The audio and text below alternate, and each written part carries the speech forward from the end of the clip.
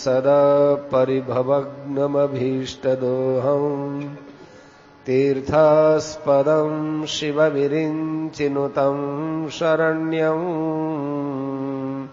भृत्यार्तिहं प्रणतपालभवाब्धिपोतं वन्दे महापुरुषते चरणारविन्दम्। भगवान की बड़ी भारी कृपा है। उत्तम देश, उत्तम काल, उत्तम जाति, उत्तम धर्म में जन्म हुआ है। परंतु सबसे बढ़कर बात तो यह है कि अपना समय भगवान की चर्चा में व्यतीत होता है। ये सबसे बड़ी भगवान की कृपा है। सब कृपाओं को पीछे छोड़ो, ये सबसे बड़ी कृपा है। आगे आने वाला समय कैसा है पता नहीं। यदि सत्संग आदि कार्यों में लगे तो भगवान की दया समझना, और बुरे कार्यों में समय लगे तो अपने स्वभाव का दोष समझना।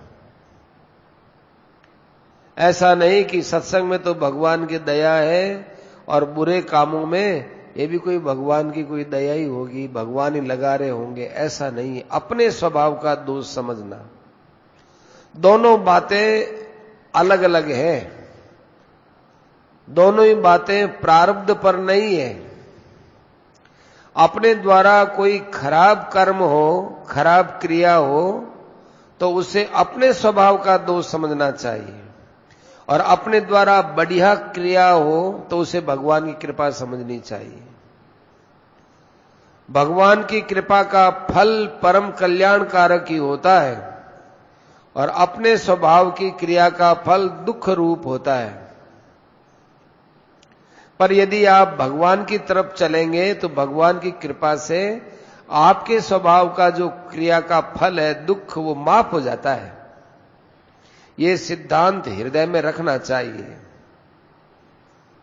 अपने द्वारा यज्ञ, दान, तप, तीर्थ, व्रत, सेवा, उपकार, भगवान का भजन, सत्संग, स्वाध्याय हो तो भगवान की कृपा समझो। ये भगवान की कृपा से हुआ है। भगवान ही हमें बुरे कर्मों से हटाकर अच्छे कर्म में लगाते हैं। झूठ, कपट, चोरी, डकैती, बेईमानी आदि कोई भी बुरा काम हो तो उसे अपने स्वभाव का दोष समझना चाहिए। और एक रहस्य की बात है, कितना ही कोई कुसंग क्यों न मिल जाए, महात्माओं पर कुसंग का असर नहीं पड़ता है। यदि कुसंग का प्रभाव हमारे पर पड़ता हो तो फिर महात्माओं पर भी पड़ना चाहिए। महात्माओं पर कुसंग का प्रभाव नहीं पड़ता तो इसका अर्थ यह है कि उन्होंने अपने स्वभाव को अच्छा बना लिया, हमने स्वभाव को अच्छा नहीं बनाया। तो हमारे स्वभाव में जो दोष है वो दूसरे दोष को खींचता है, पकड़ता है। दूसरे आदमी के माथे चाहे मंड दो कि कुसंगी का साथ हो गया, इसलिए मेरे में खराबी आ गई, इसलिए मेरे से दोष घटित हो गया, पर वह खराबी आपने स्वीकार की है तभी आई है, बलपूर्वक थोड़ी आई है। अतः कुसंग का त्याग तो करो, उसके पास ही मत जाओ, कुसंग का नाम ही मत लो। परंतु कुसंग बलपूर्वक हमको खराब कर देता है, ये बात नहीं है। सत्संग से लाभ होता है। अपने लोगों को सत्संग करना चाहिए। सत्संग भगवान की दया से मिलता है। सत्संग से जो लाभ होता है वो भी भगवान की दया से होता है। सत्संग ईश्वर की कृपा है, जो परम लाभ पहुंचाती है, उसकी कोई सीमा नहीं है। ये तो लाभ उठाने पर है। पक्षी आकाश में कितना ही दौड़ लो, जितनी उसके पांखों में शक्ति है दौड़ते चले जाओ, आकाश का कोई अंत नहीं। ऐसे ही मछली सागर में कितनी दूर जाओ, कोई अंत नहीं। ऐसे भगवान की दया की क्या सीमा है। हम लोग जो भगवान की दया समझते हैं वो तो बहुत सीमित समझ रहे हैं। हमको तो ज्यादा से ज्यादा, अधिक से अधिक भगवान की दया समझनी चाहिए।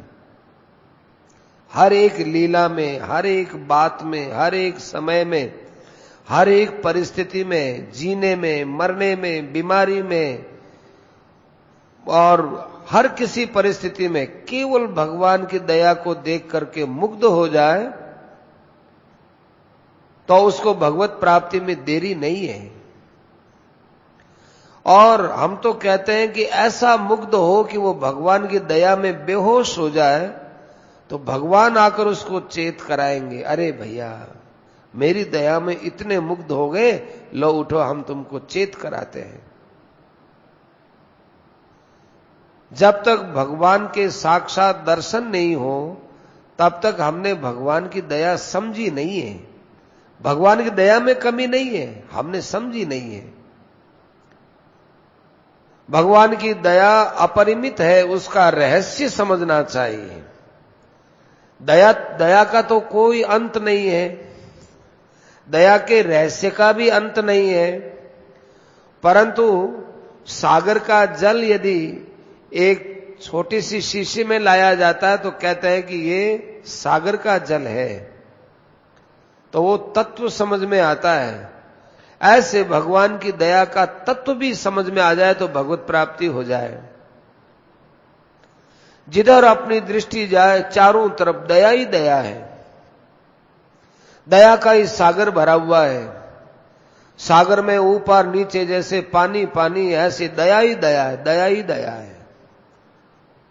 हम तो और बात कहते हैं कि सागर का किनारा तो है, यहां तो कोई किनारा ही नहीं है। भगवान के दया को देख देख कर मनुष्य हंसता रहे, हंसते हंसते हंसते हंसते हंसते हंसते ही मर जाए तो कितने आनंद की बात है। अरे अब जीवन में रखा ही क्या है, अब जी के करोगे भी क्या। भगवान की दया समझ ली, दया समझते समझते हंसते हंसते मर जाओ, ऐसी बढ़कर मौत आएगी क्या। दया के सागर में डूब जाए, पर संसार के सागर में नहीं डूबना है। दया के सागर में अपने को डुबो कर ही रखो। भगवान ने सूर्य के द्वारा प्रकाश, बादलों के द्वारा जल और पर्याप्त हवा जीवन चलाने के लिए दिया है। कितनी दया है। क्या हवा के बिना हमारा शरीर रह सकता है। और कोई मूल्य नहीं मांगा भगवान ने, कोई टैक्स नहीं लगाया। प्रकाश है, जल है, हवा है, लाखों रुपए खर्च करने पर भी प्राप्त नहीं हो सकते। भगवान ने मुफ्त दिया है। कितनी दया है। इससे भी बढ़कर दया है कि भगवान ने हम लोगों को स्त्री, पुत्र, धन, मकान, शरीर में बल, बुद्धि में ज्ञान आदि दिया है। ये सब सामग्री परमात्मा की प्राप्ति के लिए दी है। ये केवल अपने भोग इसमें इस्तेमाल करने के लिए नहीं दी है। ये तो भगवान की दया है ही कि उन्होंने हमको ये चीजें दी है, किंतु उनसे भी बढ़कर दया है जब भगवान प्रतिकूल परिस्थिति पैदा करते हैं। जब प्रतिकूल परिस्थिति पैदा करते हैं और हमें दुख और क्लेश देते हैं, अर्थात भगवान हमसे ये चीज लेते हैं, जैसे स्त्री मर गई, पुत्र मर गया, धन चला गया, बीमारी हो गई, ये भगवान की अतिशय कृपा है, अतिशय कृपा। सुख के माथे सिल पड़े जो नाम हृदय से जाए, बलिहारी वा दुख की जो पल पल नाम रटाए। जिस सुख के मिलने पर भगवान को भूल जाए, उस सुख के माथे पर पत्थर पड़े। दुख की बलिहारी है जो क्षण क्षण में भगवान की याद कराए। संसार में भगवान दुख में याद आते हैं। किसी भक्त ने ठीक कहा है, दुख में सुमिरन सब करे, सुख में करे न कोई। जो सुख में सुमिरन करे तो दुख काहे को हो। दुख में सभी भगवान को याद करते हैं, पर सुख में कोई नहीं करता। सुख में भजन करे तो दुख होता ही नहीं है। अच्छा तो दुख ही है जो भगवान का सुमिरन कराता है बेचारा। इसी प्रकार हमारे शरीर में ज्वर हो गया, बुखार आ गया, कोई बीमारी आ गई, उस समय में भगवान याद आते हैं, तो वो बीमारी कितनी लाभ की बात है। और डॉक्टर वैद्य कह दें कि साहब अब तो आपका शरीर थोड़े ही दिनों का है, अब आपको जो करना है सो कर लीजिए, उस समय घबराने की बजाय विशेष भगवान का स्मरण करना चाहिए। परिवार वालों को भी मोह छोड़ करके, उनको शोक मोह छोड़ करके भगवान के भजन की बात कहनी चाहिए। संसार की कोई भी विपत्ति आए तो भगवान की विशेष दया समझनी चाहिए, क्योंकि बीमारी होती है वो पाप का फल है।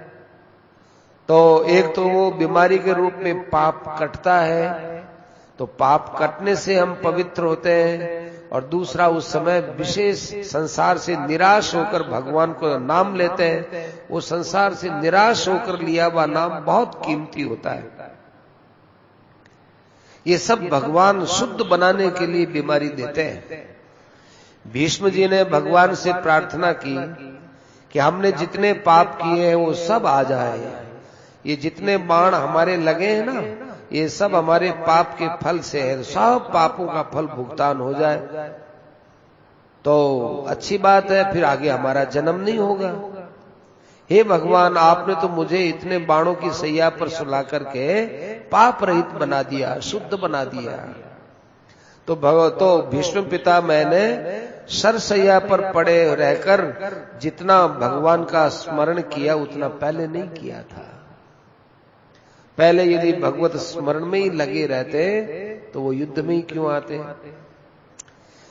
मैं यह नहीं चाहता हूं कि दुख भोगने के लिए बार बार जन्म लेना पड़े।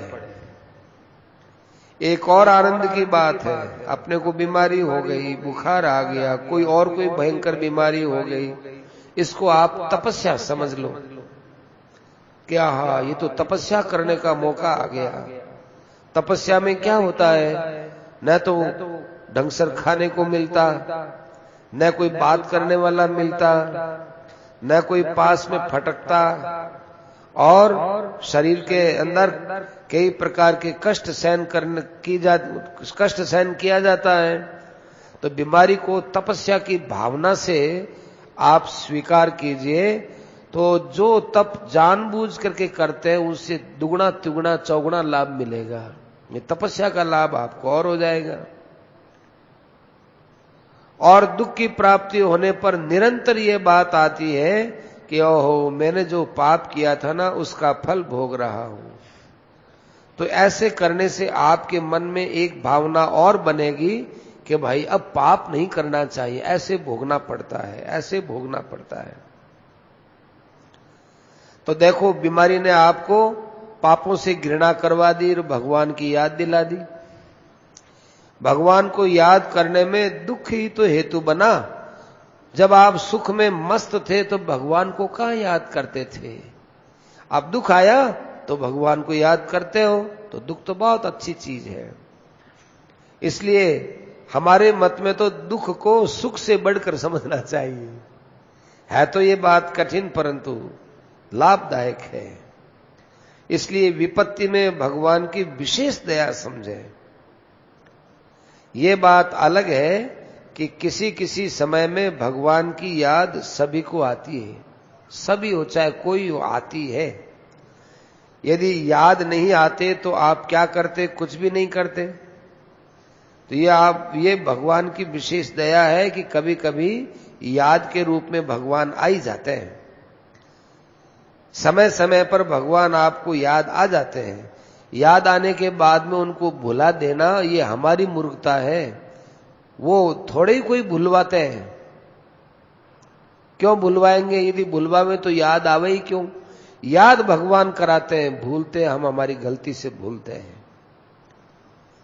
स्वाभाविक ही कभी भगवान याद आ जाते हैं तो विशेषता से सब काम छोड़ करके भगवान के भजन में लगना चाहिए। माता मैंने उधर आ सकते, खाली जगह पड़ी है, खूब आराम से। अब अभी कि भगवान याद आते हो, उस समय सब काम छोड़ करके भगवान का खूब जोर से भजन करना चाहिए। यदि भगवान याद नहीं आते तो हमारा क्या जोर था, क्या कर लेते हम, पर भगवान याद आ गए, निहाल कर दिया। बस उस समय तो अपना सब काम छोड़ो, भगवान को विशेष याद करो। हर एक विषय की प्राप्ति में, हर एक विषय में भगवान की दया को देखना चाहिए। यो माम पश्यति सर्वत्र सर्वं च मयि पश्यति तस्याहम न प्रणश्यामि स न प्रणश्यति। जो मुझको सब जगह देखता है, सब में देखता है, मैं उससे अलग नहीं होता, वो मुझसे अलग नहीं होते। इस प्रकार देखने का जो ज्ञान है वो परमात्मा से होता है। हमारी बुद्धि कैसे भगवान को सब जगह देखेगी, भगवान की कृपा से देखती है। खूब अधिक अधिक प्रसन्न और प्रसन्नता लेनी चाहिए, शांति मिलेगी। कीर्तन करते करते प्रेम में एकदम मूर्छित हो जाए, दिखाने के लिए नहीं, बताने के लिए नहीं, मस्ती में मूर्छित हो जाए, होश सब रहे, होश तो पूरा रहे और मूर्छित हो जाए, ये एक अलग ही अवस्था है। अपने आप को भूल जाए, कीर्तन के सिवा किसी बात का ज्ञान नहीं रहे, भाव बढ़ते बढ़ते बढ़ते बढ़ते एकदम भगवान में ही डूब जाए तो भगवान प्रकट हो जाते हैं। जैसे द्रौपदी ने एक ही बार सकाम भाव से एक आवाज लगाई तो भगवान आ गए। अब भगवान ने देखा कि इतने आर्त भाव से द्रौपदी ने मुझे पहले कभी नहीं पुकारा और बड़ी आवश्यकता है मेरी वहां पहुंचने की, तो भगवान वस्त्र रूप से आ गए। जब आप में थोड़ा सा भी प्रेम बढ़ता है तो उस प्रेम को भगवान बहुत करके मानते हैं। प्रेम बढ़ते बढ़ते इतना बढ़ जाए, इतना बढ़ जाए कि एकदम अपने आप को भूल जाए, मूर्छित हो जाए, प्रेम में पागल हो जाए। वो पागलपन सैकड़ों बुद्धिमानियों से अच्छा है। सत्संग की शास्त्रों में मुक्ति से बढ़कर महिमा बताई है। अपने भाग्य के भरोसे बैठ जाओ कि भाग्य में लिखा होगा तो सत्संग कर लेंगे, तो बैठे रहो। ये चीजें भाग्य से नहीं मिलती हैं, भगवान की कृपा से मिलती है, प्रेम से मिलती है। प्रेम और श्रद्धा